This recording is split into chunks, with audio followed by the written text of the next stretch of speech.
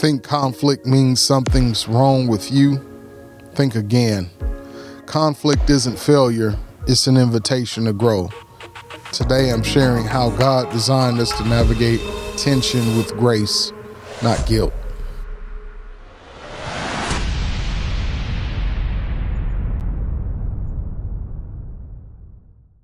It's not about changing who you are, but about recognizing, oh, they're not being distant, they're just thinking, or they're not attacking me, they're just direct. And that changes everything.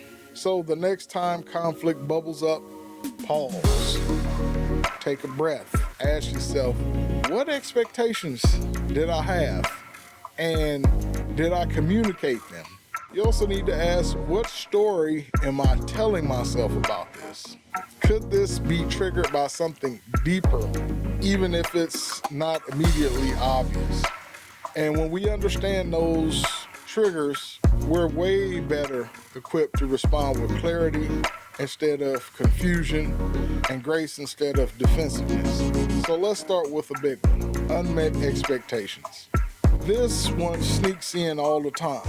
Maybe you expected your partner to help with dinner, but they walked in, sat on the couch, and scrolled on their phone. Or you expected a friend to call you back after a tough day, and they didn't. Boom. Now you're hurt. They're confused, and neither of you really knows how it escalated. Unspoken expectations are especially dangerous. If we never communicate them, people don't even know they've let us down. But we're still mad. We end up punishing them for breaking rules they didn't even know existed.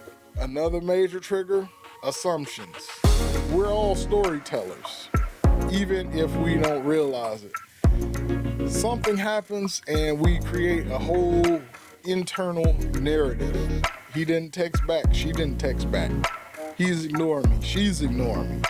He must be mad, or she must be mad, or she rolled her eyes, she thinks I'm stupid, or anything like that. And before we know it, we're reacting to a story, not a fact.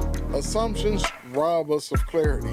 They close the door on curiosity, but when we pause and ask questions instead of jumping to conclusions, we often find that the truth is way less dramatic than we imagine. Then there's past wounds.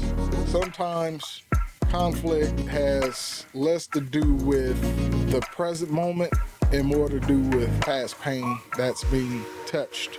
Maybe your partner says something critical and it reminds you of being judged by a parent, or your coworker dismisses your idea and suddenly been flooded with memories of never feeling good enough. When we notice, wow, that really stung, and it might be hitting deeper than just this moment, we can respond more intentionally instead of reacting out of old survival patterns.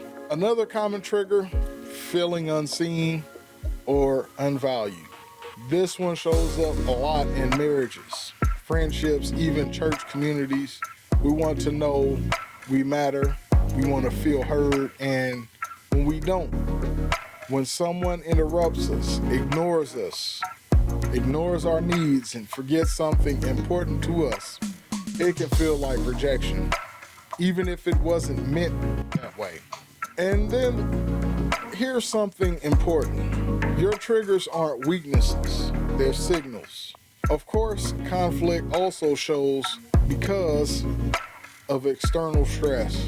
When we're hungry, tired, anxious, or overwhelmed, our tolerance goes way down. That's not a character flaw, that's biology. So sometimes it's not about the issue at all.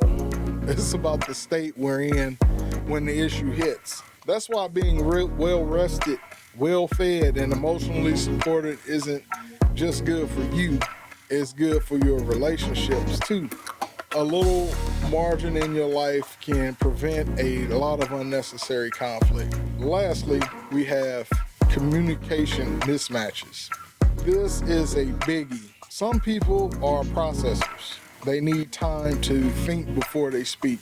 That's me. I have to think before I speak. Others are external processors. They need to talk it out in real time. Some value honesty above harmony. Others prioritize keeping the peace. When these styles clash, it's easy to assume the other person doesn't care or isn't trying, even when in reality, they're just wired differently. They're not being distant, they're just thinking, or they're not attacking me, they're just direct. And that changes everything. Learning each other's styles in your own creates space for grace, and that changes everything. So the next time conflict bubbles up, pause, take a breath, ask yourself, what expectations did I have? And did I communicate them? You also need to ask, what story am I telling myself about this?